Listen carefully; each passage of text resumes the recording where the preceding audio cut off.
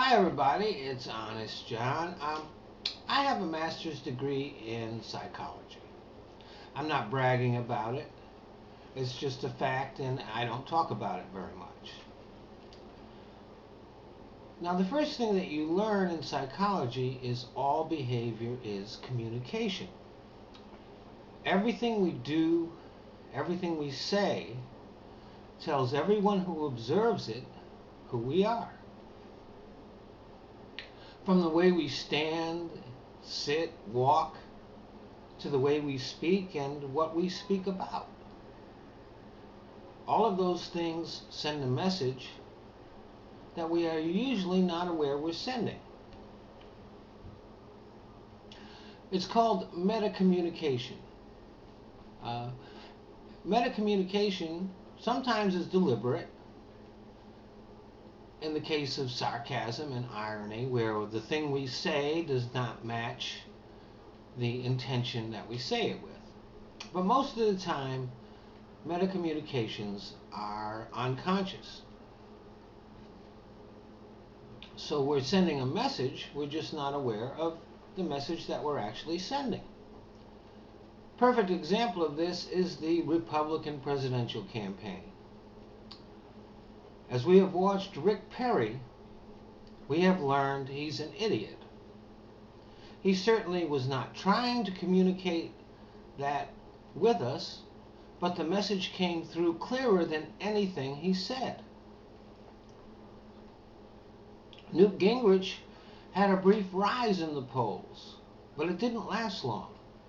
Now, some say his decline was a result of increased scrutiny of his past failings, his record of crookedness and infidelity and lying and stealing and everything else that he's done. But these things weren't a secret. Everybody knew about them. What undid Newt was exposure. The more people got to know him, the less they liked him. Yes, his ideas were incredibly bad, and he freely indulged in racism and class snobbery, but it was just the complete unlikability of the man. The feeling that he truly believes that he is so much superior to everybody else. That was his undoing. Again, Newt has no idea he's communicating these things. But hardly anybody remembers what Newt actually says. They just have this negative feeling about him. Enter the internet.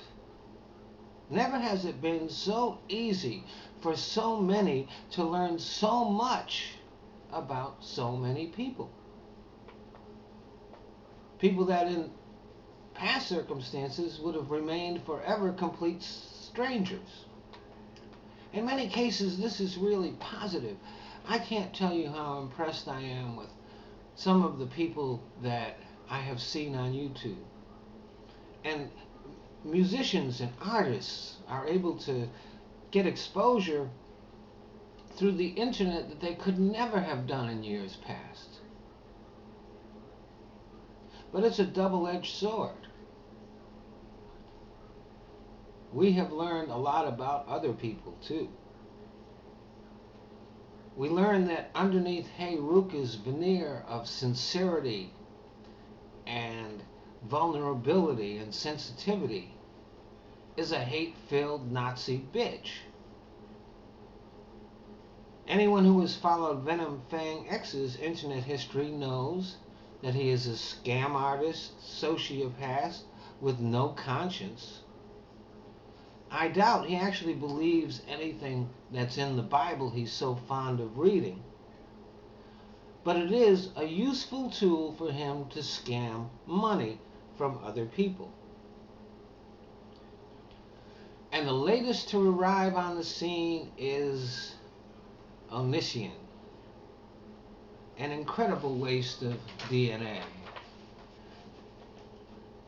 He obviously feels smug and self-satisfied, and especially when slamming his former girlfriend But I have learned nothing about her from his videos. I have, however, learned everything there is to know about him. And what I have learned is that no real woman will ever have anything to do with Omniscient. So he is out on the internet and on YouTube trolling for 13-year-olds. But 13-year-olds eventually grow up and they will eventually abandon him. So he'll be looking for a new batch. I would not be surprised if we see Omniscient on To Catch a Predator someday. So, my fellow YouTubers and internet networkers, a word to the wise. When you send out a video or a tweet or a blog entry, it might be a good idea to ask, not what am I saying, but what am I telling people about me? Thanks for listening.